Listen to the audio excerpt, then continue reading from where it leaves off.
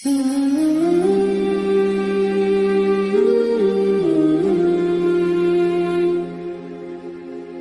वालेकुम वरहमतुल्लाह। जी वालेकुम अस्सलाम वरहमतुल्लाहि वबरकातुहू। वला हौला वला कुव्वता इल्ला बिल्लाह।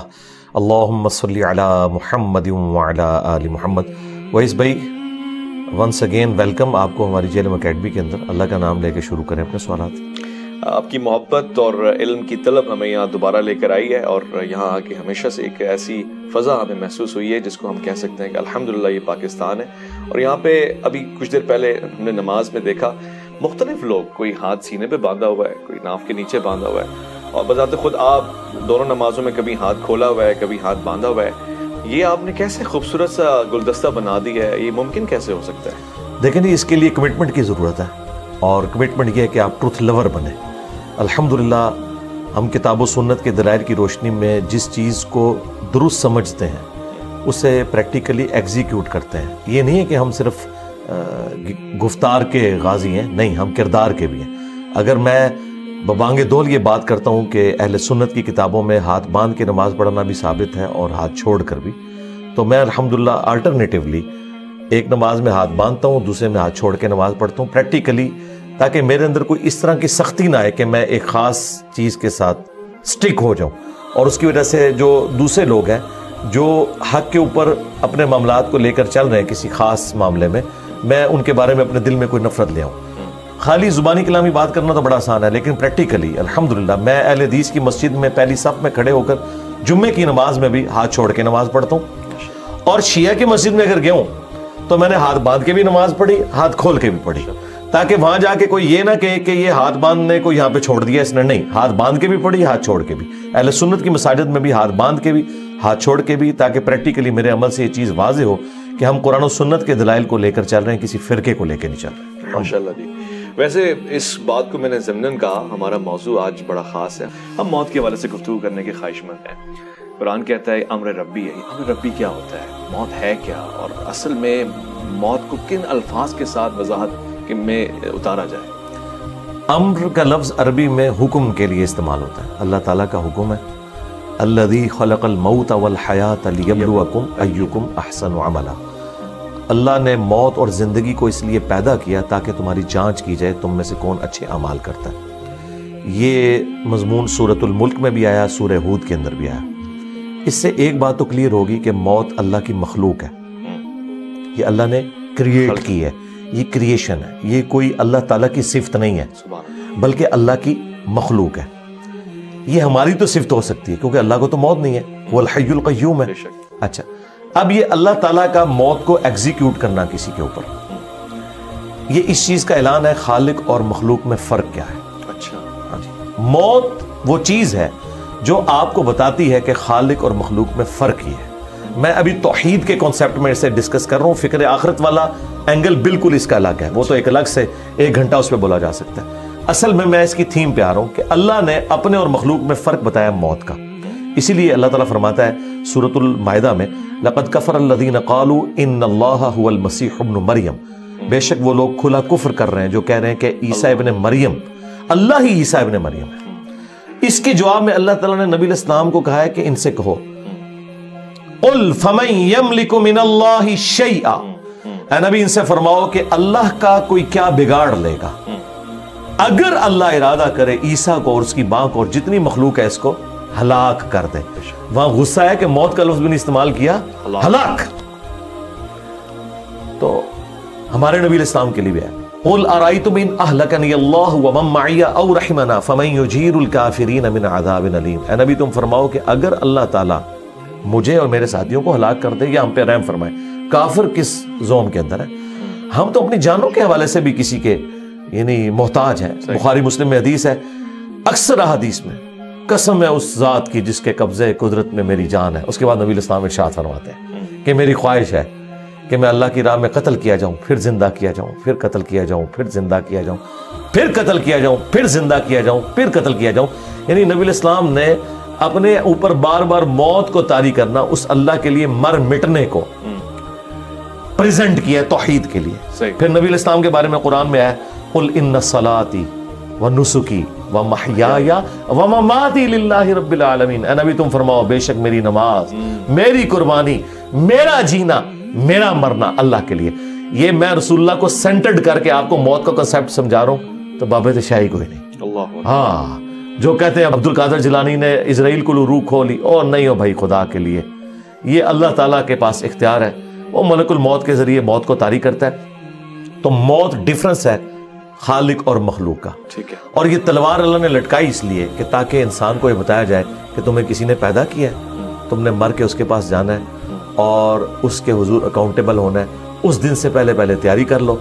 और नूरुन अला नूर करते हुए अल्लाह ताला ने पैगंबरों और किताबों के ज़रिए इंसानियत की रहनुमाई भी फरमा दी कि कोई शख्स अगर कहे कि मुझे तो समझ नहीं आई, उस अखलाकी हिस्स के सबब जो मेरे अंदर मौजूद थी, पैगंबरों की तालीमात के बगैर मेरे अंदर ये अखलाकी हिस्सा है कि हर इंसान झूठ को बुरा समझता है, सच को अच्छा समझता है, जब तक उसे को परवर्टेड ना करे।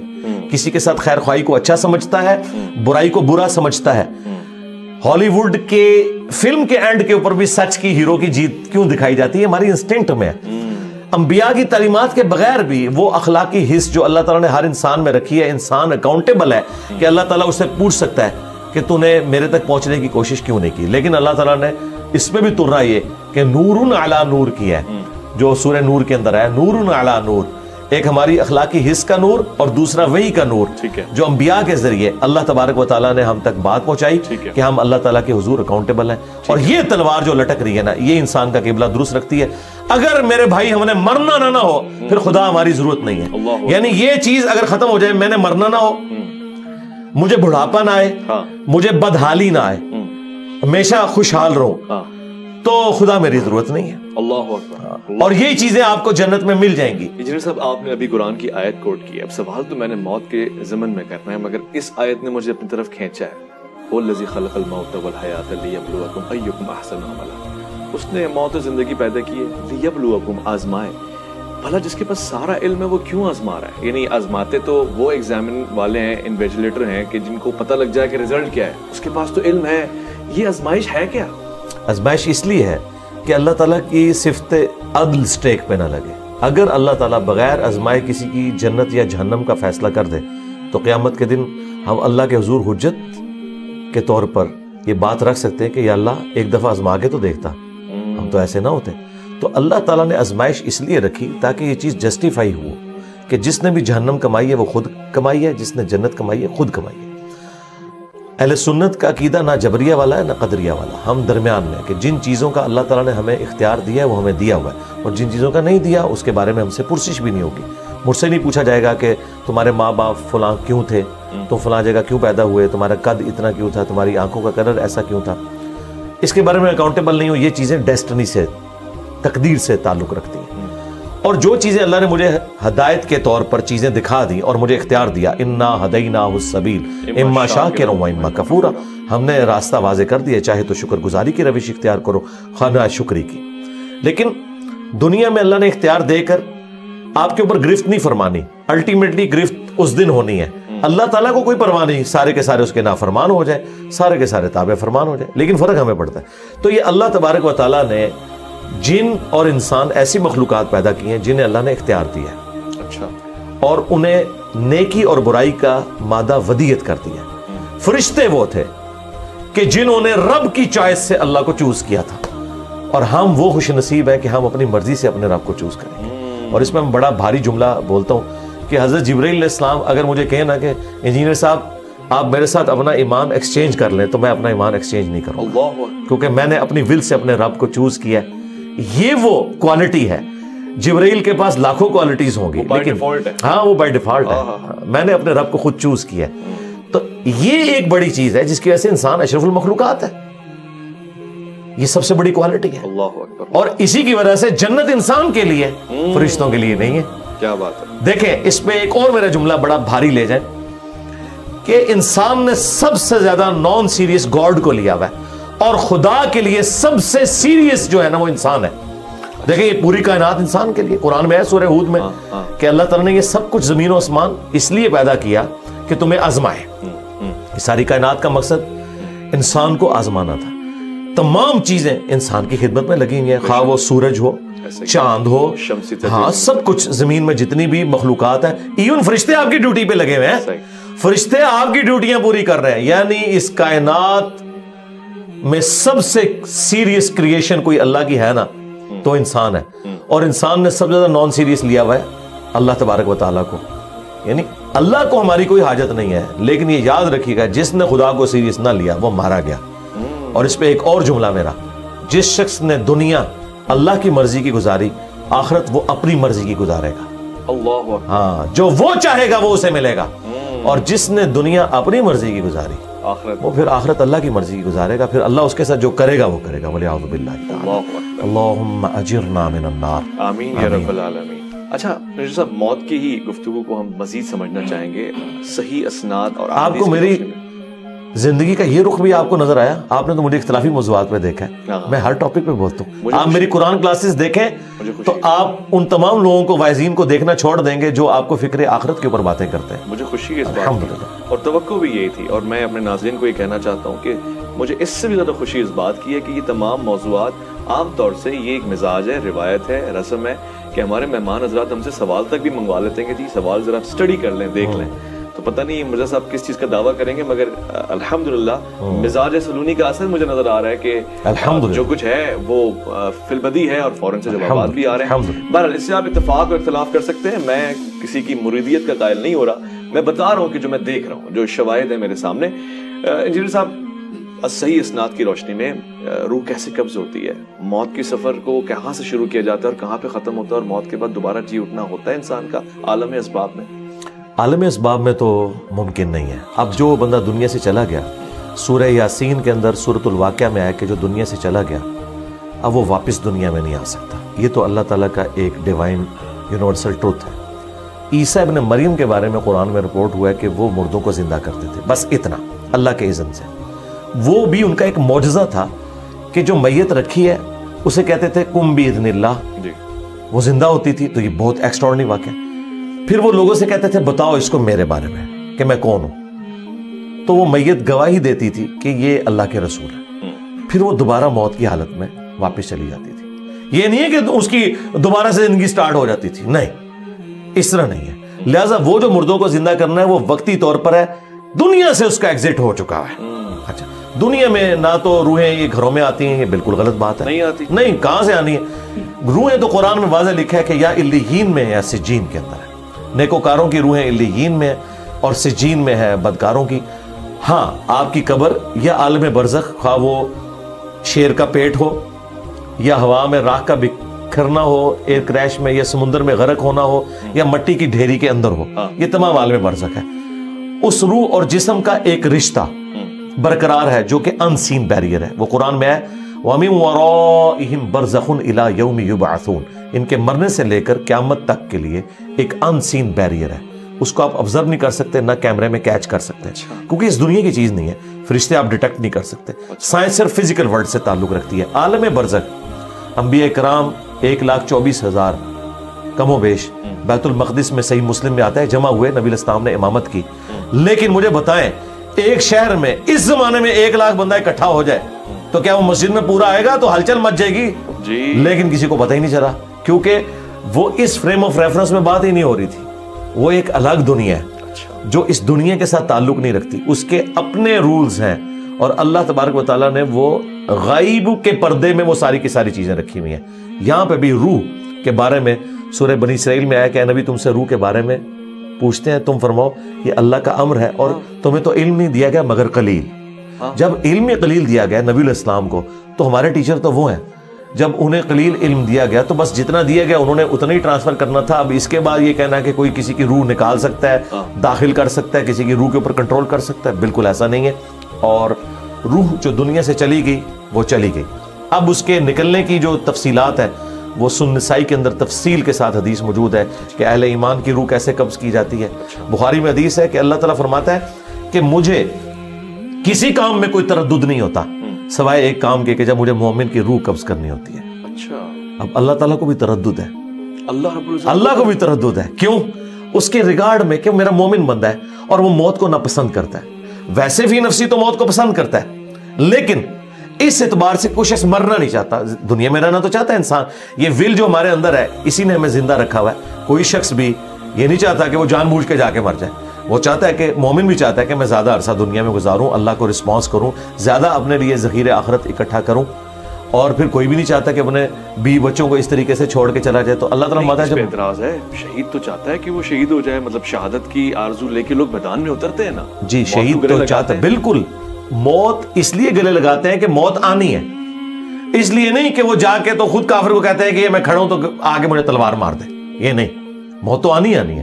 ایگزٹ تو ہر بندے کا دنیا سے ہے, تو جب ایگزٹ ہے تو شہادت کے ذریعے ہو. یہ نہیں کہ خودکشی کرنی ہے آپ نے, خودکشی اور شہادت میں آپ نے فرق رکھنا ہے. تو موت تو آنی ہے, تو خواہش ہونی چاہیے کہ میں شہادت کی موت مروں, لیکن یہ خواہش نہیں ہے کہ میں جو فوراً مر جاؤں اور کوئی نیک اعمال نہ کر سکوں. ہاں دین کو جب میری ضرورت پڑے تو پھر میری پہلی پرائورٹی وہی ہے. جس طرح حسین ابن علی حج کے دنوں میں کربلا چلے گئے تھے, اس لیے کہ وہ سمجھتے تھے کہ اس وقت اس چیز کی ضرورت ہے. ٹھیک ہے, اور باقی جو حج آج تک سلامت ہے وہ حسین ابن علی کی بدولت ہے. ہاں اچھا, صلاح الدین ایوبی نے حج نہیں کیا ہوا کیونکہ وہ اس سے بڑی پوسٹ کے لیے کام کر رہے تھے. تو یہ اب دیکھنے کی ضرورت ہے. کیا ہوا حج؟ جی میں نے الحمدللہ کیا 2007 میں. کوئی تصویر ہم نے آج تک دیکھی نہیں, اس لیے پوچھ رہا ہوں. نہ عمرے کی نہ حج کی. لوگ تو کہتے ہیں جی جاتے بھی ہیں, جہلم سے باہر نکلتے ہیں اکیڈمی سے کہ نہیں. میں نے تصویر بنا کے کیا کرنا ہے, میں تو میرے بھائی نماز پڑھتا ہوں 5 وقت, تو میں نے اپنے نام کے ساتھ کبھی نمازی بھی نہیں لکھا, تو میں نے حاجی بھی نہیں لکھا. حج بھی کیا ہے, عمرے بھی نہیں, کتابیں بھی نہیں, وہ تو میں ایک سلوگن کے طور پہ بات کرتا ہوں.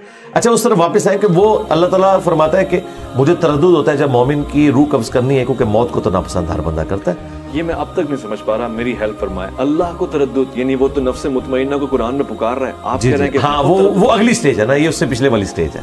اچھا تردد ہوتا ہے, پھر اس تردد کو دور کیسے کیا جاتا ہے. تردد اللہ تعالیٰ کو اس اعتبار سے کہ میں نے اب مومن کو راضی کیسے کرنا ہے کو میرے پاس آئے.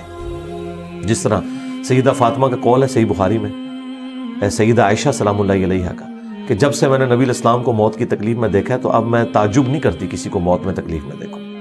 تو موت کی تکلیف سے تو نبی الاسلام کو بھی گزرنا پڑا ہے, یہ تکلیف تو ہے نا. ہاں بالکل. اچھا وہ تکلیف سے تو گزرنا پڑا. پھر بخاری مسلم کے الفاظ ہیں, عائشہ کہتی ہیں نبی الاسلام کا جب آخری وقت تھا تو آپ علیہ السلام بار بار یوں نگاہ اٹھاتے تھے اور کہتے تھے اللہم رفیق الاعلیٰ, اے اللہ رفیق اعلیٰ. تو میں نے سمجھ لیا کہ نبی الاسلام کو اب اختیار دیا گیا, چاہے آپ دنیا میں رہیں چاہے اللہ کے پاس جائیں, کیونکہ آپ اپنے صحت مندی کے دنوں میں کہتے تھے کہ ہر نبی کو موت سے پہلے اختیار دیا جاتا ہے. وہاں پہ تردد اس لیے کہ مومن مرنا نہیں چاہتا. اچھا ٹھیک ہے, ظاہر ہے وہ چاہتا ہے میں زیادہ سے زیادہ وقت دنیا میں گزاروں اللہ کے لیے. اچھا موت کو تو ہر بندہ ناپسند کرتا ہے اس اعتبار سے, یہ تو اسے پتہ ہے کہ موت آنی ہے, لیکن جینے کی تو ہے.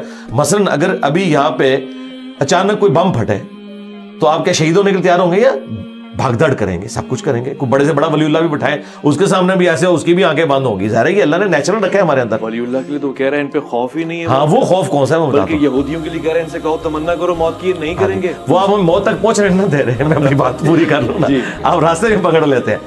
تو وہ اس میں اللہ تعالیٰ فرماتا ہے کہ پھر جب یعنی موت کا وقت اس کا قریب آتا ہے پھر اللہ تبارک و تعالیٰ اسے راضی کرتا ہے.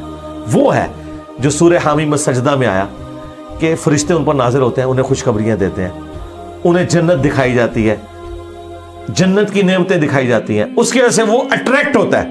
اچھا اور ان نعمتوں میں اتنا محو ہو جاتا ہے, وہ کہتا ہے اللہ میں نے ادھر ہی جانا ہے. ابھی تک اس کا ایمان بالغیب تھا. اچھا اب وہ دیکھ رہا ہے, اب وہ دیکھ رہا ہے. جب اس نے دیکھ لیا نا پھر وہ کہتا ہے کہ بھئی دنیا کی بیوی سے وہ مجھے جنت کی بیوی سوٹیبل ہے, اور وہی والی دنیا کی نعمتوں سے مجھے جنت کی نعمتیں سوٹیبل ہیں. اور وہ اللہ نے رکھا ہے ایسا. وہ تو دیکھیں بخاری مسلم کی حدیث ہے کہ میں نے اپنے نیکوکار بندوں کے لیے وہ نعمتیں چھپا رکھی ہیں جو نہ کسی آنکھ نے دیکھی, نہ کسی کان نے سنی, نہ کسی کے دل پہ اس کا کھٹکا بھی گزرا. بس وہ جب وہ دل پہ کھٹکا کیا وہ دیکھ لی, سن لی, پھر انسان کہتا ہے کہ نہیں اللہ میں وہیں جاؤں گا. دیکھیں جب تک آپ اس کیفیت سے گزر نہیں سکتے اس وقت تک آپ کو پتہ نہیں چل سکتا نا. وہ کیفیت جب آئے گی نا, اچھا پھر جب وہ انسان راضی ہوتا ہے نا پھر وہ کہتا ہے اللہ میں نے مرنا ہے, ورنہ کس کا دل کرتا ہے. اور قرآن میں اللہ تعالیٰ فرماتا ہے جب جو لوگ ریاکاری کرتے ہیں ان کی مثال دیتے ہوئے سورۃ البقرہ میں کہ تم امیجن کرو کہ تمہارے چھوٹے چھوٹے بچے ہوں اور اچانک تمہارے پہ موت کا وقت آ جائے تو تمہیں اپنے بچوں کی کتنی فکر لگ جائے گی. ٹھیک ہے, یہ اللہ تعالیٰ نے مثال بیان کی ہے اس اعتبار سے کہ جو نیکی اپنی ضائع کر, تو کوئی شخص بھی نہیں یہ چاہے گا کہ وہ اپنے بچوں کو اس حال میں چھوڑ کے مرے کہ ان کا پیچھے پرسانے حال کوئی نہ, اور اچانک ایک हवाई झक्कड़ या कोई आग का बगोला आए और तुम्हारे उस बाग को हलाक कर दे और पीछे छोटे छोटे बच्चे छोड़ के मरो, ये अल्लाह ने हमारे अंदर रखी है। ये कोई ऐब वाली चीज नहीं है, ये ऐब वाली चीज नहीं है जिंदगी से मोहब्बत करना, ये अल्लाह ताला की रिक्वायरमेंट है, इसी की वजह से। वरना तो लोग खुदकुशी क्यों ना कर लें, हम खुदकुशी क्यों नहीं करते, हम जीना चाहते हैं। नहीं, लेकिन अली भाई ये बात समझ नहीं लगी, पूरी जिंदगी हमने फलसफे में यही पढ़ा, लालच बुरी बला है। आप कह रहे हैं एंड टाइम पे लालच दी जाएगी और जन्नत दिखाई जाएगी। हजरत अली कह रहे हैं कि मैं उसकी इबादत लालच में नहीं करता, इसलिए करता हूँ कि इबादत के लायक है। ये हजरत अली की तरफ तो एक गलत बात ही मंसूब है, हम तो इसे नहीं मानता, ये कुरान के बिल्कुल खिलाफ है। कुरान में वाज़ेह है सूरह सजदा में कि हमारे नेक बंदे खौफ और उम्मीद दोनों के साथ अपने रब को पुकारते हैं। ये एक क्वालिटी है मोमिन की। क्यों? जन्नत का लालच शैतान ने दिया है, अल्लाह ने। वो लालच ही कहलाएगा। जी लालच, ये तमा, कुरान में तमा का लफ्ज है। अब हमारे यहां लफ्ज एक बदनाम हो गया, सूद।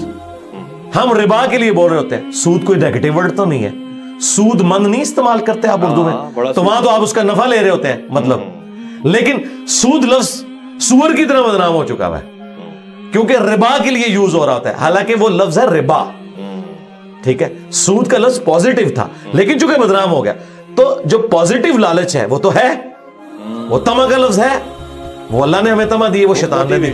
जी मोटिवेशन है।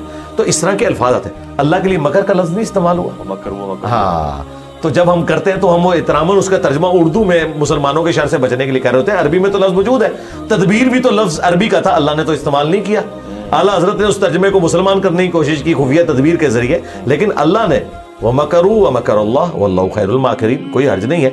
एक ही वर्ड है, जब उधर इस्तेमाल होगा तो वो ठीक है, इस तरह हो सकता है। अल्लाह भी जिंदा है, हम भी जिंदा है, लेकिन जमीन आसमान का फर्क है। तो वो अल्लाह तबारक व तआला मोमिन को वो चीज दिखाता है, फिर वो की तरफ जो है मुतवज्जे होता है। ठीक है। और फिर आपने जो कहा ना, ला खौफुन अलैहिम वला हुम यहज़नून, जी, ये आखिरत के बारे में आया है।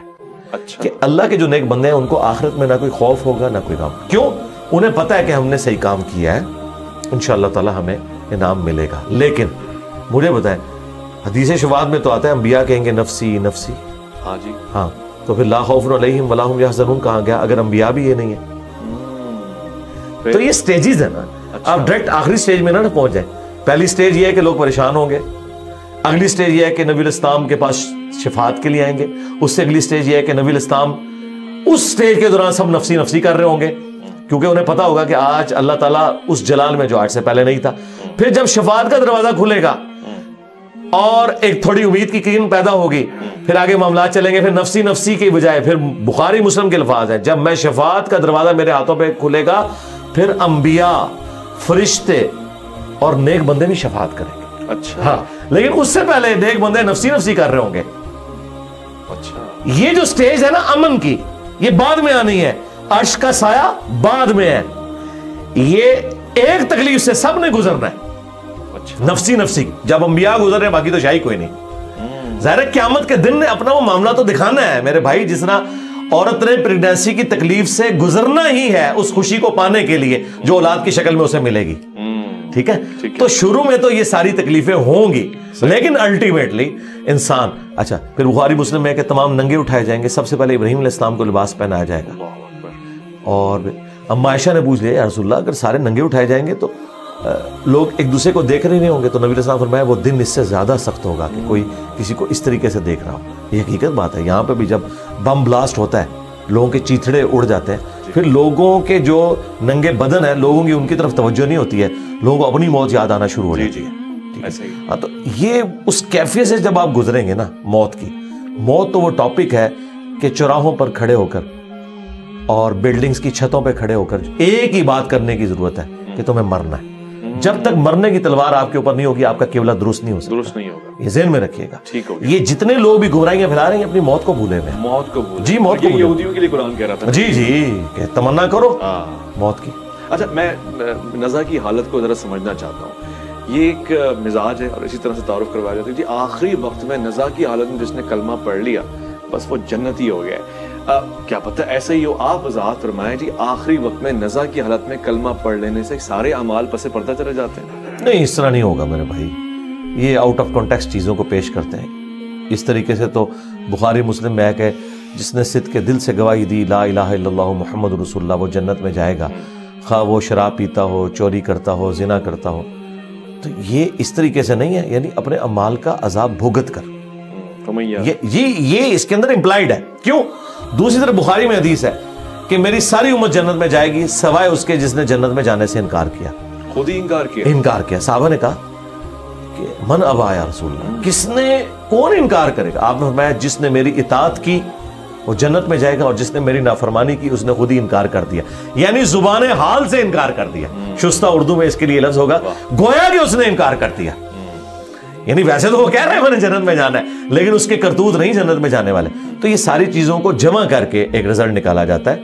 نزا کی جو تکلیف ہے وہ مومن نے بھی کاٹنی ہے، منافق نے بھی کاٹنی ہے، کافر نے بھی کاٹنی ہے.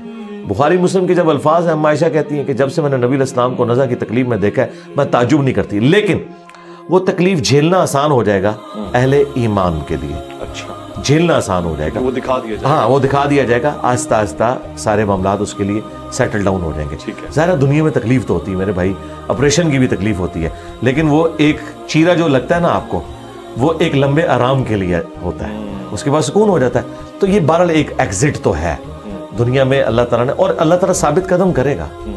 تو قرآن میں واضح ہے کہ اللہ تعالیٰ دنیا میں اور آخرت میں اہل ایمان کو ثابت قدم رکھے گا. قبر کے سوالات کے اندر بھی ثابت قدم رکھے گا. یہی آیت نبی علیہ السلام نے عذاب قبر کے کانٹیکسٹ میں تلاوت کی تھی. بخاری مسلم میں حدیث ہے کہ اللہ تعالیٰ دنیا میں بھی اور آخرت میں بھی ثابت قدم رکھے گا. من ربک ما دینک ما کنت تقول فی حق ھذا الرجل. ان ساری چیزوں میں اب بات سے بات نکل آتی ہے. میں بڑا معذرت خواہ ہوں، تمام احادیث میں صرف ایک ہی حدیث میں یہ 3 سوالات مجھے سنائی دیے ہیں. ویسے صرف اللہ کے رسول کے بارے میں سوال ہے، اور یہ 3 ایک ہی صحابی سے یہ روایت ہے.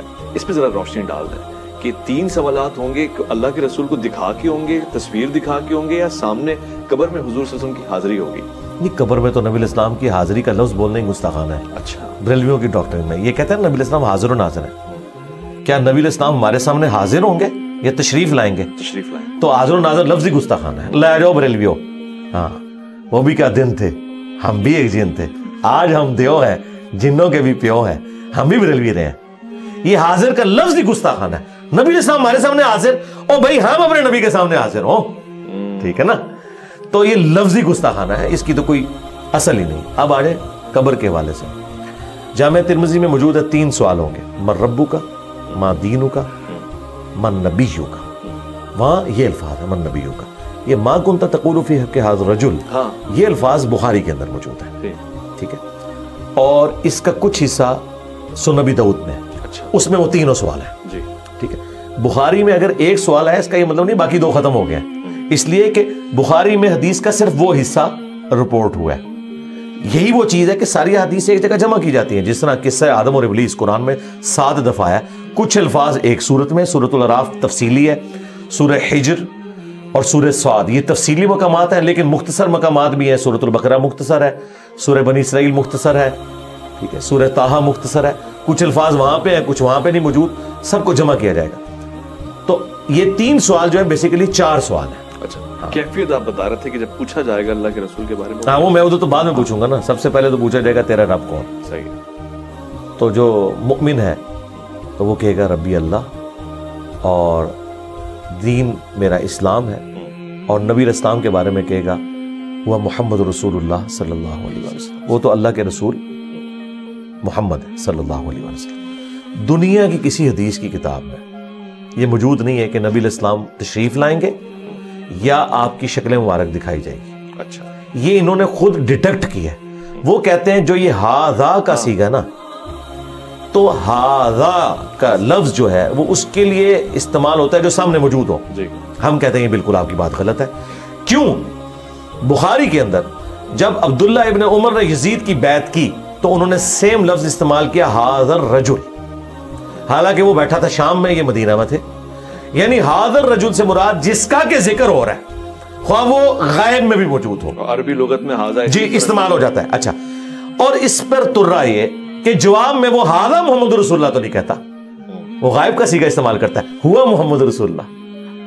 تو جواب ہی بتا رہا ہے، ورنہ تو کہ ھذا محمد رسول اللہ، وہ کہتا ہے ہوا محمد رسول اللہ. اچھا، مفتی احمد یار خان نعیمی جو پوتا شاگرد ہیں اعلیٰ حضرت کے، انہوں نے جال حق میں لکھا ہے کہ اگر نبی علیہ السلام سامنے موجود نہیں ہے تو اس مردے کو چاہیے کہ وہ کہے ای الرجل، کس مرد کے بارے میں پوچھ رہے ہو. تو جب وہ پوچھے نا اس مرد کے بارے میں کیا کیتا ہے تو مراد وہ سامنے موجود ہے، ورنہ تو اس کا پہلا سوال یہ ہونا چاہیے تھا کس کی بات کر رہے ہو بھائی، کہنا کیا چاہ رہے ہو؟ تو ہم نے مفتی صاحب کا یہ اعتراض دور کر دیا۔ مسند احمد میں ایک حدیث ہے، یہی حدیث کا ایک طریق مسند احمد میں ہے، اس میں الفاظ ہے کہ وہ کہتا ہے کہ تم کس مرد کی بات کر رہے ہو؟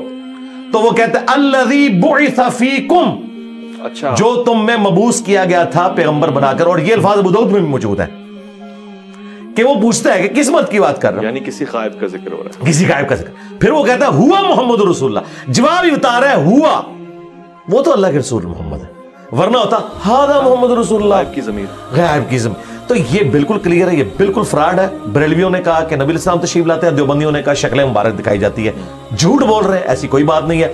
اور ہم آپ کو دلیل ایک اور دیتے ہیں، بخاری مسلم میں حدیث ہے، ایک حبشیہ عورت تھی جو مسجد نبوی کی صفائی کیا کرتی تھی، فوت ہو گئی، صحابہ کرام نے رات کو جنازہ پڑھ کے اسے دفنا دیا۔ چند دن گزرے، نبی الاسلام نے کہا وہ عورت میں نہیں دیکھ رہا، ان کا یا رسول اللہ تو فوت ہو گئی۔ ہاں فرمایا تم نے مجھے نہیں بتایا؟ نبی الاسلام کے لیے اس کی اہمیت یہ ہے کہ وہ صفائی کرنے والی ہے، تو صحابہ کرام کہتے ہیں ہم نے ہلکا جانا اس عورت کو، لیکن حضور نے اس کو امپورٹنس دی کہ مسجد کی صفائی کرتی ہے۔ آپ نے کہا مجھے اس کی قبر پہ لے کے جاؤ، آپ قبر پہ گئے، بخاری مسلم کے الفاظ ہے، آپ نے جنازہ پڑھا دوبارہ خود، اور واپس پلٹ کے آپ نے فرمایا یہ قبریں اندھیروں میں ڈوبی ہوئی تھی، اللہ تعالیٰ نے میرے جنازہ پڑھنے کی برکت سے انہیں نور سے بھر دیا۔ سبحان اللہ کا مطلب یہ ہے کہ وہ کافروں کی قبریں نہیں تھی، کافر کی قبر میں نور نہیں آ سکتا، مسلمان کی قبریں اس زمانے میں اندھیرے سے بھری ہوئی تھی، اور آج لوگ کہہ رہے ہیں جو کچھ بھی ہے تیرے محبوب کی امت سے۔ بھئی محبوب کے زمانے کے لوگ بھی اگر کام غلط کریں گے تو اندھیروں میں ڈوبی ہوئی ہوں گی، تسی تو شاہی کوئی نہیں۔ ہاں اگلی بات، نبی الاسلام اگر اس کی قبر میں خود تشریف لے گئے تھے تو آپ صحابہ سے کہتے کہ ہاں ہاں یار وہ 3-4 دن پہلے فوت ہوئی تھی، میں قبر میں گیا تھا، تو تم نے مجھے بتایا کیوں نہیں؟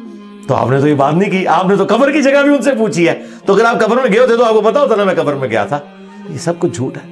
ایون نبی الاسلام جو خواب میں آتے ہیں نا، یہ بھی نبی الاسلام کو نہیں پتا ہوتا میں کسی کے خواب میں کیوں، یہ اللہ تعالیٰ دکھاتا ہے۔ مثلا آپ میرے خواب میں ہیں تو آپ کو کیا پتا ہوگا؟ یہ ایک اللہ کا ڈپارٹمنٹ ہی علاقہ ہے۔ اور نبی میں تو فرق ہے نا جی، جو فرق، ہاں وہ آگے چلے نا، وہ فرق میں آپ کو بتا دیتا ہوں کیا ہے، کہ آپ کی شکل میں شیطان بھی آ سکتا ہے، ہاں ان کی شکل میں شیطان بھی آ سکتا، لیکن یہ کہنا کہ نبی الاسلام خود آ جاتے ہیں، تو آپ مجھے بتائیں جو مسند احمد میں حدیث ہے، میں صبح سے کربلا میں اب حسین اس کے ساتھیوں کا خون جمع کر رہا ہوں، تو کیا پریکٹیکلی نبی الاسلام وہاں کربلا میں گئے تھے؟ یہ ایک شبیہ ہے، ایک تمثیل کے طور پہ دکھایا جاتا ہے، اس کا اس سے کوئی تعلق نہیں ہے، ورنہ نبی الاسلام کو اللہ تعالیٰ نے بار بار اس تکلیف سے گزارنا ہے کہ آپ علیہ السلام کو لائیو منظر دکھایا جائے کہ آپ یہ دیکھیں یہ ہو رہا ہے، نہیں، یہ امت کی تعلیم کے لیے یہ خواب ابن عباس کو دکھایا گیا کہ نبی الاسلام تکلیف میں ہے حسین ابن علی کی وجہ سے، یہ نہیں کہ نبی الاسلام کو اللہ تعالیٰ نے مجھے بتایا۔ نبی الاسلام کیا اپنی پوری زندگی امت کا غم کھاتے رہے، اب وفات کے بعد بھی انہوں نے یہ غم کھانا ہے کہ کربلا کے لیے 50 سال بعد انہیں قبر سے نکال کے تو کربلا میں لایا جائے کہ دیکھیں ایک ایک بچے کا لاشا آپ کے سامنے اٹھے۔ یہ تو انتہائی گستاخانہ عقیدہ ہے، یہ ایک تمثیل ہے جو دکھائی گئی ہے امت کو سمجھانے کے لیے کہ نبی الاسلام کا دل دکھا ہے حسین کی شہادت سے، بس اس کا یہ قطعی مقصد نہیں کہ وہاں آپ خود کربلا میں موجود تھے۔ خواب ایک الگ سے ڈپارٹمنٹ ہے، اس کا کوئی لینا دینا نہیں فزیکل لائف کے ساتھ، وہ ایک ذریعہ ہے غیب کی خبر پہنچانے کا۔ اس کی ساتھ اچھا اس سے بھی اگلی پھکی لے لیں، قرآن میں آیا کہ حضرت ابراہیم نے کہا کہ اسماعیل میں نے دیکھا میں تمہیں ذبح کر رہا ہوں، جی تو ذبح تو کو نہیں کیا، خواب دیکھا تھا، خواب دیکھا، اچھا، اور اسماعیل علیہ السلام نے نہیں کہا کہ جی حضرت میں بھی آپ کے خواب میں موجود تھا، میں ذبح ہو رہا تھا، ان کو بھی نہیں پتا، یہ تمثیل ہوتی ہے۔ وہ تو کہہ رہے ہیں نا کہ خواب منام ہے، خواب ہے منام ہے، تو یہاں بھی منام کی بات ہو رہی ہے، قبر والی بات میں وہ خواب نہیں کہہ رہے، کون سی؟ حضور تشریف لاتے ہیں، نہیں میں بات کر رہا ہوں جو یہ خوابوں میں کہتے ہیں نا کہ نبی الاسلام آئے ہیں تو فزیکلی آپ آگے ہیں، یا آپ کو بھی پتا ہے، میں اس کی بات کر رہا ہوں، تو ٹاپک ہی الگ ہے نا، وہ تو میں نے آپ کو بتا دیا نا، نبی الاسلام نے کیوں نہیں کہا کہ ہاں 3 دن پہلے میں اس کی قبر میں گیا تھا، وہ حبشیہ عورت جو فوت ہوگی، ہاں مجھے پتا چلا، تم نے، آپ نے پوچھا وہ کدھر ہے، انہوں نے کہا کہ وہ تو فوت ہوگی، آپ نے کہا مجھے کیوں نہیں بتایا؟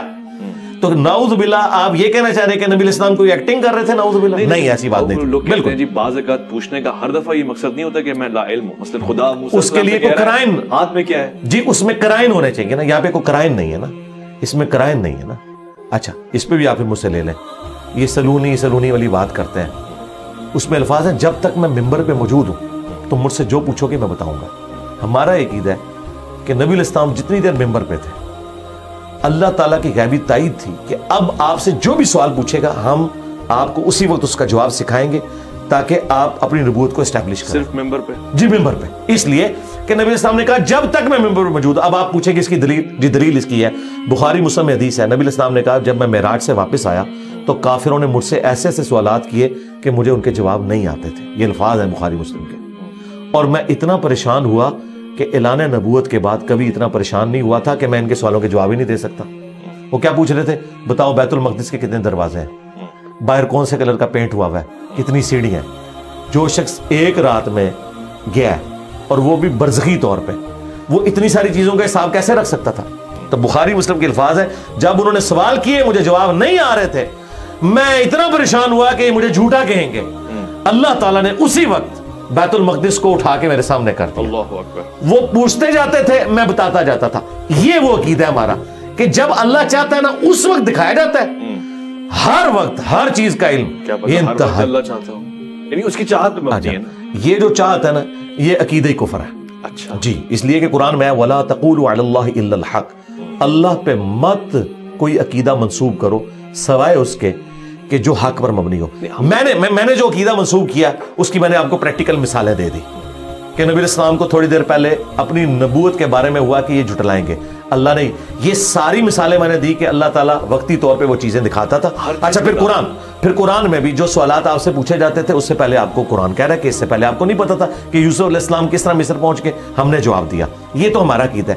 یہ ان کا جو عقیدہ ہے کہ ہر وقت ہر چیز کا علم ہوتا ہے اور سب کچھ عطا کر دیا ہے، یہ کس آیت اور حدیث میں لکھا ہوا ہے؟ یہ من گھڑت عقیدہ. ہم نے تو اپنے قائد کے دلائل رکھ دیے. اس کے اوپر جذباتی ڈاکٹرن کھڑی کرنا کہ جی آپ فیتا لے کے تو ناپ رہے ہوتے ہیں نبی کے علم کو. نہیں، قرآن جگہ جگہ کہہ رہا ہے کہ تم سے قیامت کے بارے میں پوچھتے ہیں. ٹھیک ہے تم اللہ کے پاس ہے. یہ ہے جی وہ علم جو نہیں ہے نبی کے پاس. آپ مجھے اچھا آپ بھی مانتے ہیں کہ نبی السلام کے پاس قیامت کا علم نہیں قرآن کی روح سے؟ وَيَقُولُونَ مَتَىٰ هَٰذَا الْوَعْدُ. نہیں علم غیب تو ہم مانتے ہیں. الگ موضوع چلا گیا. وَيَقُولُونَ مَتَىٰ هَٰذَا الْوَعْدُ إِن كُنتُمْ صَادِقِينَ قُلْ إِنَّمَا الْعِلْمُ عِندَ اللَّهِ. ایک چیز میں نے ثابت کر دی نا، آپ کی ڈاکٹرین ٹوٹ کی ماں کا نام یکون کی، کیونکہ آپ نے کہا ہر چیز کا علم ہے. قرآن کہہ رہا ہے کہ اے نبی تم سے قیامت کا اس طرح پوچھ رہے ہیں جس طرح تم دھاگ لگا کے بیٹھے ہوئے ہو. تم فرماؤ اس کا علم تو اللہ کے پاس ہے. اللہ جب جسے چاہے گا ظاہر کر دے گا. قرآن پورے کا پورا یہ کہہ رہا ہے کہ قیامت کا علم نبی الاسلام کو نہیں دیا گیا بلکہ نشانیاں صرف بتائی گئی ہیں. نہ سن بتایا گیا، نہ تاریخ بتائی گئی، نہ یہ بتایا گیا کہ کتنی انسانیت پیریڈ گزارے گی تو قیامت آئے گی. یہ تو ایک واضح چیز قرآن میں آئی ہے نا، اس کا انکار تو کفر ہے نا. لیکن آج آپ بریلویوں سے پوچھیں، جال حق میں مفتی احمد خان نعیمی سے جب پوچھا گیا بھی بتاؤ یہ قیامت تو نکل ہے نا، تم کہہ رہے تو فیتا تو اللہ نے مار دیا. تو اس نے کہا کہ یہ رسول اللہ کی محبوبیت کا تقاضا ہے کہ مرنے سے پہلے اللہ تعالیٰ نے حضور کو قیامت کا بھی بتا دیا ہوگا خود سے. وَلَا تَقُولُوا عَلَى اللَّهِ إِلَّا الْحَقِّ. یہ کذاب اللہ کے اوپر جھوٹ مانتے ہیں. ٹھیک واضح ہو گیا. آپ نے شہیدوں کا ذکر کیا اور ظاہر موت کا ہمارا موضوع ہے. شہادت اس سے جڑی ہوئی ہے، گویا زندگی سے زیادہ جڑی ہوئی ہے. قرآن بھی یہ کہتا ہے یہ زندہ ہے ان کو مردہ نہ کہو. اب یہ کون سا فیس ہے؟ یہ برزخ کا کوئی فیس ہے یا شہید کس طرح سے زندہ ہے، رزق کس طرح سے حاصل ہو رہا ہے؟ یہ ڈیفائن کرتے ہیں صحیح کلیئر معنوں میں، کیونکہ اس کو ہم مردہ تو نہیں کہہ سکتے. ہاں جی یہ اس کو بھی پہلے کلیئر کر لیں. جو مردہ اسے مردہ کیوں نہیں کہا جائے گا؟ قرآن یہ نہیں کہنا چاہ رہا. اگر اس کا مطلب یہ ہے تو مجھے بتائیں صحیح بخاری میں 4 جگہ تفصیلی خطبہ ہے سیدنا ابو بکر کا. من کان یعبد محمدا فإن محمدا قد مات. جو کوئی تم میں محمد کی عبادت کرتا تھا جان لے محمد مر گئے. تو حضرت ابو بکر صدیق نے تو کہا ہے کہ نبی الاسلام مر چکے ہیں. حضور شہید ہوئے. ایک ٹاپک لادہ ہو گیا. ادھر ہے نا، ادھر ہے. نبی الاسلام تو افضل ترین شہید ہے. جی آپ شہید ہیں، آپ شہید ہیں. بخاری میں موجود ہے کہ اے عائشہ جو خیبر کے موقع پہ مجھے زہر دیا گیا تھا وہ میری رگیں کاٹ رہا ہے. نبی علیہ السلام کو آنری طور پر اس شہد کو عود کروا کے شہادت کی موت دی گئی. یعنی آج یہ بات کلیئر ہو جائے نا کہ جی سب کے نزدیک ہے نبی علیہ السلام شہید ہوئے ہیں. جی شہید ہوئے ہیں، لیکن یہ آنری شہادت ہے. یہ وہ والی شہادت نہیں ہے کہ میدان جنگ میں آپ شہید ہوئے ہوں. کیوں؟ وہاں اللہ کا ڈیوائن رول ہے کتب اللہ لأغلبن انا ورسلی. یہ میری بات طے پا چکی ہے کہ میں اور میرے رسول غالب رہیں گے. اگر عیسیٰ ابن مریم قتل ہو جاتے ہیں نا یہودیوں کے ہاتھوں تو ان کی تو رسالت فارغ ہو جاتی، کیونکہ رسول تو خود دھمکی لگاتا ہے خود قتل ہو جائے تو پھر تو مخالف جیت کے. اس لیے رسول جب بھی دھمکی لگاتا ہے نا اس کے مخالف قتل ہوتے ہیں، وہ نہیں قتل ہوتا. نبی علیہ السلام بھی قتل نہیں ہوئے. آپ کو آنری طور پہ شہادت دی گئی ہے 4 سال بعد اس زہر کا اثر واپس لا کے. انبیاء لیکن قتل ہوئے یحییٰ علیہ السلام. جی وہ ہوئے. اچھا اب ادھر واپس ہیں جہاں سے ہم نے بات سٹارٹ کی. شہید ڈاکٹر تعلق قادری صاحب نے ایک تقریر میں جذبات میں کہا کہ نبی کو مردہ کہنے والوں تم مر جاؤ. اچھا تو یہ حضرت بکر صدیق کو وہ کہہ رہے تھے کیونکہ حضرت بکر نے کہا یعنی میں ان سے یہ کہوں گا, یہ تو حضرت بکر کا خطبہ ہے, من کانا یعبد محمدن فإن محمدن قد مات, صحیح بخاری میں 4 جگہ, جو کوئی تم میں محمد کی عبادت کرتا تھا, 1241 نمبر حدیث ہے اور 1242 تفصیلی حدیث, وہ جان لے کہ محمد مر چکے, اور جو اللہ کی عبادت کرتا تھا وہ جان لے کہ اللہ کو کبھی موت نہیں آئے گی اور وہ ہمیشہ زندہ رہے گا. فإن اللہ حی لا یموت. مجھے بتائیں صحابہ میں کوئی حضور کی عبادت کرتا تھا؟ کوئی نہیں. تو یہ فرضی جملہ کیوں بولا حضرت ابوبکر نے؟ توحید کو اسٹیبلش کرنے کے لیے, کیونکہ انہیں پتا تھا کہ اس کائنات کا سب سے بڑا شرک جیزس کرائسٹ کے نام کے اوپر ہوا ہے. رسول اللہ نے بھی جیزس کرائسٹ بن جانا تھا پارٹ 2 اگر حضرت ابوبکر یہ خطبہ نہ دیتے, اور یہ انہوں نے نبی الاسلام سے ڈیڈکٹ کیا تھا. صحیح بخاری میں حدیث ہے, میری شان کو اس طرح بلند نہ کرنا جس طرح نصارہ نے اپنے پیغمبر کو بڑھا دیا, میں اللہ کا بندہ اور اس کا رسول ہوں, مجھے اللہ کا بندہ اور اس کا رسول کہنا. اچھا, اس کے بعد سیدنا ابوبکر نے آیت تلاوت کی, وما محمد الا رسول قد خلت من قبلہ رسول افئن مات او قتل. محمد تو نہیں مگر ایک رسول, اگر وہ مر جائیں یا قتل ہو جائیں. اب پاکستانی کہتے ہیں جی وصال شریف فرما جائیں یا شہید شریف ہو جائیں, حالانکہ یہ دونوں عربی کے الفاظ اللہ نے تو نہیں یوز کیے. ٹھیک ہے. اچھا, پھر کہا انک میت وانہم میتون, اے نبی تمہیں بھی مرنا ہے, تمہارے مخالفین کو بھی مرنا ہے. میتون کے الفاظ ہیں. اور فإن محمدن قد مات, یہ جو قرآن میں ہے نا کہ شہید کو مردہ نہ کہو, یہ ایک آنر ہے, عقیدے کی بات ہے, آنر کی بات ہے کہ انہیں مردہ نہ مراد یہ نہیں اللہ تعالیٰ کہہ رہا ہے کہ یہ زندہ ہے. اگر زندہ ہے تو پھکا لے لے, شہید کی بیوہ نکاح کیوں کرتی ہے, وہ تو پھر زنا کر رہی ہے. صحیح ہے, کلیئر ہو گیا. ہاں اچھا, یہ آنر ہے. یہ آنر کیا ہے کہ وہ اللہ کے حضور زندہ ہے, اس میں الفاظ ہے وہ اللہ کے حضور زندہ ہے اور اسے رزق بھی دیا جاتا ہے, اور لیکن ساتھ آیا وَلَٰكِن لَا تَشْعُرُونَ, تمہیں شعور نہیں ہے. تو ان ظالموں نے کیا کیا, شعور کیا. انہوں کا شہید زندہ ہے, تو جب شہید زندہ ہے تو زندہ سے آپ مانگ سکتے ہیں, تو ہم اس لیے مانگتے ہیں شہیدوں سے. ہم کہتے ہیں کہ پہلے تو یہ بتاؤ کہ شہید کی بیوہ نے نکاح کیوں کیا ہے, وہ تو بدکاری کر رہی ہے. وہ کہتے ہیں نہیں, وہ اور چیز ہے. تو یہ آنرری چیز ہے جی, آنر والی چیز ہے. اچھا, نبی کی جو بیوہ سے نکاح نہیں ہوتا نا, اس کے پیچھے شہادت والا ایشو نہیں ہے, وہ اس لیے کہ وہ نبی کی پروٹوکول ہے, وہ پروٹوکول ہے کہ وہ امت کی ماں ہے. النبی اولا بالمؤمنین من انفسہم وازواجہ امہاتہم, وہاں پہ یہ والا معاملہ نہیں ہے. ورنہ اگر یہ والا معاملہ نہ ہوتا تو وہاں پہ بھی اجازت ہو جاتی. لیکن وہ اللہ تعالیٰ نے کہا سورہ احزاب میں کہ اللہ کے نزدیک یہ بہت بڑا گناہ ہے کہ تم رسول اللہ کی وفات کے بعد ان کی کسی بیوی کے ساتھ شادی کرو. یہ آنری طور پہ دنیا اور آخرت میں تمہاری نبی کی بیوی ہے. یہ ہے اصل میں چیز. تو یہ جو مردہ نہ کہو, یہ آنری طور پہ کہ اللہ کے حضور زندہ ہے, اور اس سے جہاد اور قتال کی ترغیب دلائی گئی. کہ یہ کافر کہتے تھے نا, جو سورہ آل عمران میں آیا نا کہ جب غزوہ احد کے موقع پر لوگ شہید ہوئے تو ان کا اگر ہمارے بھائی ہماری بات مان لیتے تو وہ شہید ہی نہ ہوتے, قتل ہی نہ ہوتے. تو اللہ تعالیٰ اگر تمہاری موت بھی لکھی ہوتی تم اپنی مقتل گاہوں کی طرف کھینچے چلے آتے. تو یہ بتایا گیا کہ جس چیز کے اوپر ترس کھا رہے ہو نا, اور بھائی انہوں تو ابدی زندگی حاصل کر لی ہے, آخرت کی زندگی میں زندہ ہے. یہ جھوٹ ہے جو یہ بول رہے ہوتے ہیں, یہ کہتے ہیں زندہ زندہ, جو بریلوی اور شیعہ کر رہے ہوتے ہیں زندہ زندہ. یہ بتایا کرو آخرت میں زندہ ہے. دنیا سے بھائی جا چکے, دنیا سے اب ان کا کوئی تعلق نہیں ہے سوائے اس کے کہ ہمارا سلام ان تک پہنچے. سبھی زندہ نہیں, آخرت میں مرا ہوا کون ہے؟ ہاں, آخرت میں سب زندہ ہے, لیکن شہید اللہ کی جنتوں میں پروٹوکول کے ساتھ زندہ ہے, اور جو کافر ہے وہ اللہ کی جہنم میں. یہ فرق ہے. دونوں جگہوں پہ ان کو رزق مل رہا ہوگا, زندگی کی علامت ہے رزق. نہیں نہیں نہیں, رزق جو مل رہا ہے نا جی, اللہ نہ کرے اس طرح کا رزق کسی کو ملے جو جہنمیوں کو مل رہا ہے. ان کو تو قرآن میں آیا ہے کہ وہ زخموں کا دھون اور پیپ مل رہا ہے. اس رزق کو نہ کمپیئر کریں. رزق تو ہے نا, رزق آخرت کا ہے. آخرت کا. آج قبر رسول آپ کھودیں, شہید کا پروٹوکول سرکار ایک منٹ, آج قبر رسول کھودیں, آپ کیا سمجھتے ہیں کہ نبی الاسلام وہاں پہ کھا پی رہے ہوں گے بیٹھ کے, یا اٹیچ بات ہوگا؟ میں نے ایسا نہیں کہا. ایسا نہیں ہوگا. آپ ویسے ہی لیٹے ہوں گے جیسے لیٹے ہوئے تھے, وہ برزخ میں. ایسا بھی نہیں کہا, مجھے اس کا بھی نہیں, اس کا تو ہمیں پتہ ہے نا کہ نبی الاسلام ویسے ہی ہیں, جو بخاری میں موجود ہے. آیات میں موسیٰ علیہ السلام نماز پڑھ رہے تھے قبر میں. جی, وہ تو آج موسیٰ علیہ السلام میں کسی بھی پیغمبر کی قبر کھودیں وہ ویسے ہی ہوں گے. وہ برزخی معاملہ ہے, وہ تو وہاں پہ بیت المقدس میں بھی تھے, وہ برزخ کا معاملہ ہے. وہ آپ کے اس فریم آف ریفرنس کی چیز نہیں ہے. ٹھیک ہے, وہ صحیح مسلم میں حدیث ہے, وہ قائم یصلی فی قبری, وہ اپنی قبر میں نماز پڑھ رہے تھے. بالکل ٹھیک ہے. اس سے طے ہو گیا کہ قبر کے معاملات الگ ہیں, لیکن وہ اس دنیا کے ساتھ تعلق نہیں رکھتے. کہ آپ اگر کسی کی قبر کھودیں تو آپ کسی کو نماز پڑھتے ہوئے آبزرو نہیں, یہ نبی الاسلام کو یہ آبزرو کرتے ہوئے دکھایا گیا. میرا قیاس ہوا نہیں, قیاس نہیں, یہ تو عقیدہ ہے ہمارا.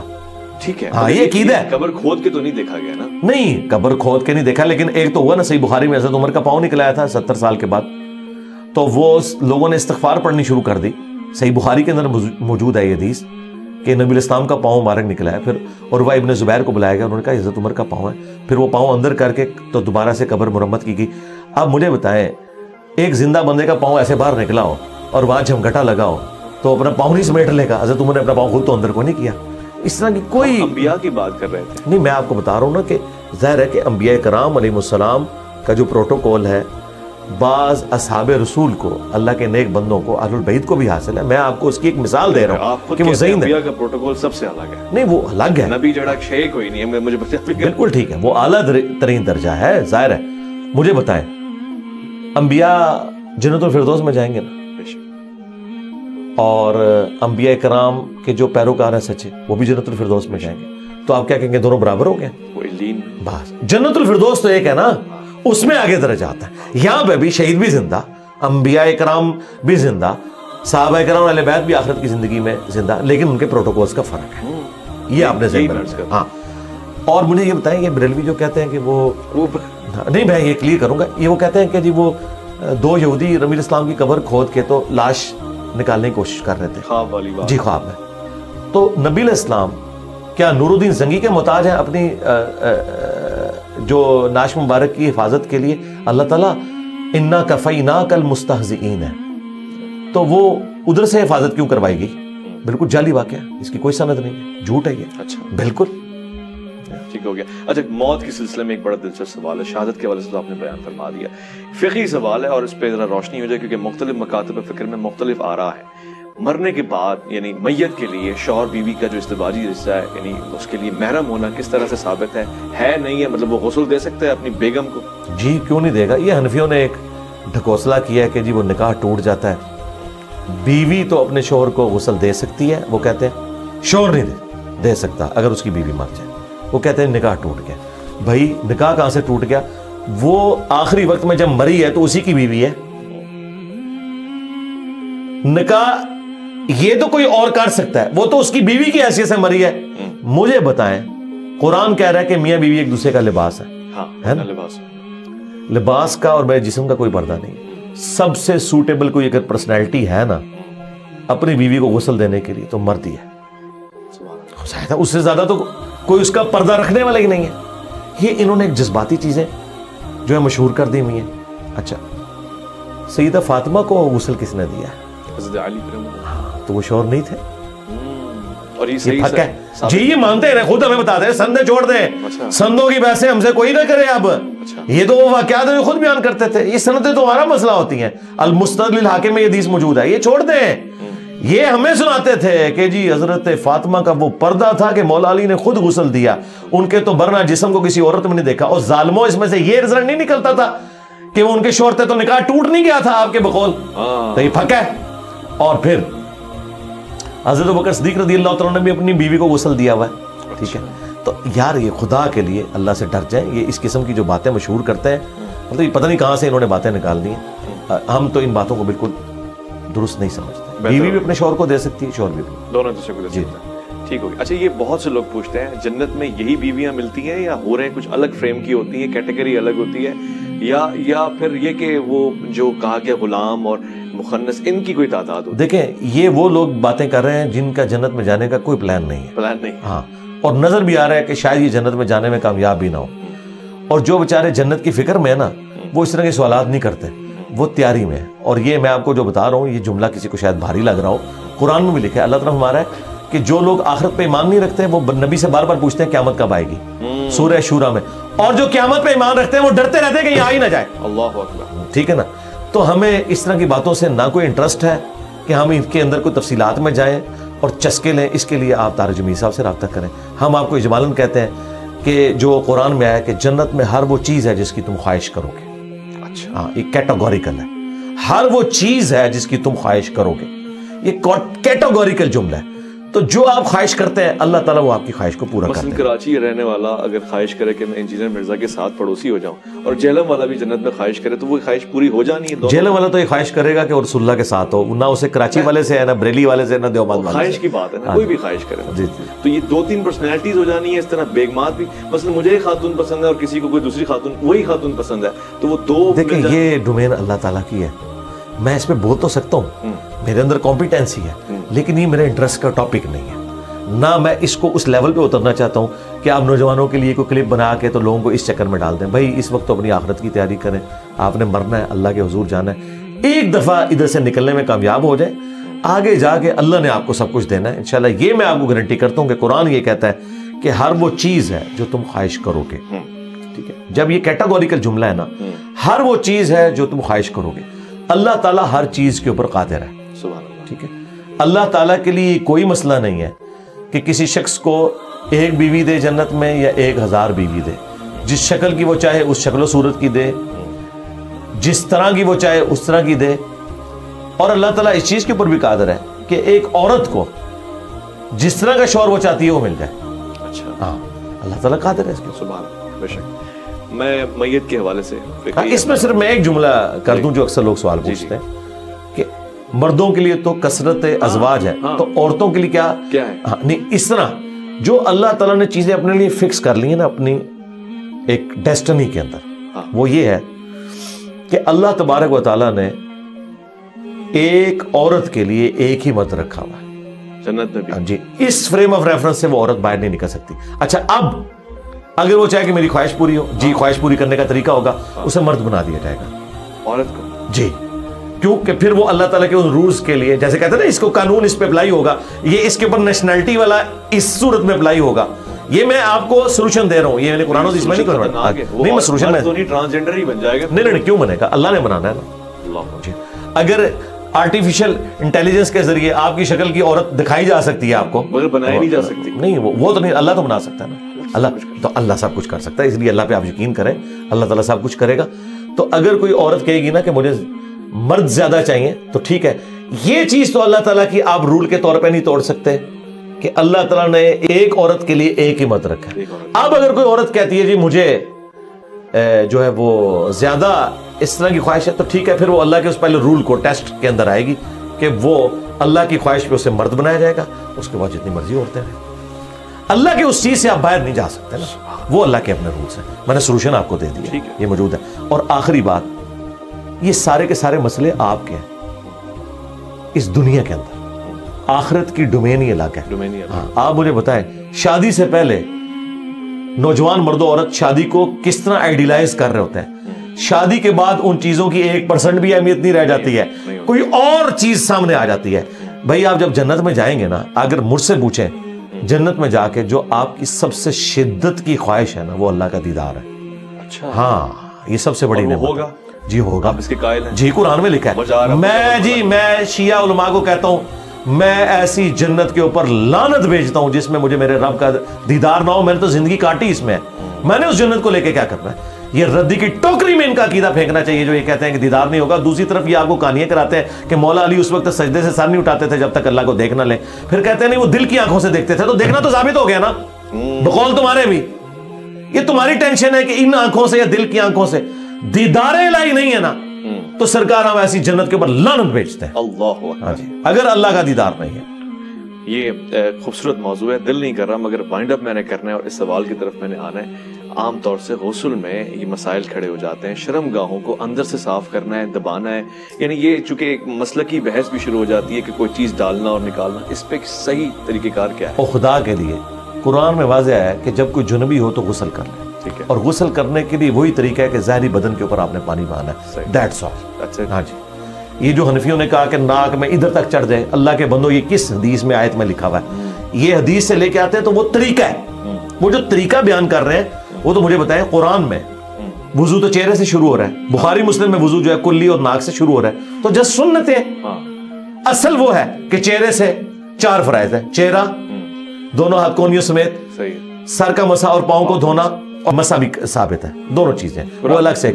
جی وہ ایک لادہ ٹیکنیکل بحث ہے, میں اس طرف نہیں جاتا, پھر اور چیز شروع ہو جائے گی فی الوقت میں. اور قرآن میں ہے کہ جب تم جنبی ہو تو تم نے غسل کرنا ہے. اور غسل عرف عام میں جسے غسل کہا جاتا ہے وہ یہ ہے کہ آپ نے ظاہری بدن جو سامنے نظر آ رہا ہے اس کے اوپر پانی بہانا ہے, بس ظاہری بدن کے اوپر. ٹھیک ہو گیا. تلقین کی کیا حیثیت ہے شریعت میں؟ مردے کو تلقین کرنا, اسے کچھ سنانا ثابت ہے؟ کوئی ثابت نہیں ہے, یہ صوفیاء کی گھڑی ہوئی خرافات ہیں. جی قبر کے اوپر کھڑے ہو کے آپ اذان دیں, انگلی رکھ کے کریں.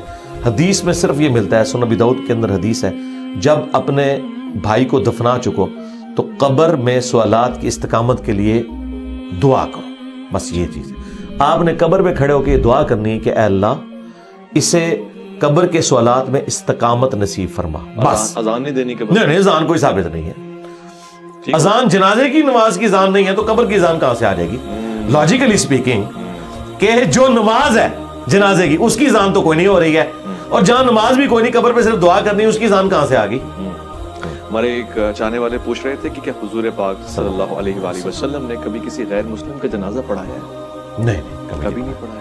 منافق کا پڑھایا تھا، غیر مسلم کا نہیں پڑھایا، وہ بھی قانوناً چونکہ مسلمان تھا اس لیے پڑھایا، اور بعد میں اس سے بھی منع کر دیا گیا سورہ توبہ میں، نہ تو آپ نے کسی منافق کی قبر پہ کھڑے ہونا ہے، نہ اس کے لیے دعا کرنی ہے۔ غیر مسلم کا جنازہ نہیں پڑھایا، کیونکہ جنازے کے اندر آپ دعائے مغفرت کرتے ہیں، اور سورہ توبہ کی آیات ہے کسی نبی اور کسی اہل ایمان کے لیے شایع نہیں کہ چاہے اس کا کوئی قریبی رشتہ دار بھی کفر کی حالت میں مرا ہو کہ اس کے لیے دعا کرے۔ جب دعا نہیں کی جا سکتی تو جنازہ تو دعائے مغفرت ہے، وہ ہو ہی نہیں سکتی۔ ماشاءاللہ واضح ہو گیا۔ بہت بہت شکریہ انجینئر محمد علی مرزا صاحب، آپ نے ہمیشہ ہماری رہنمائی فرمائی ہے بہت ہی آسان انداز سے۔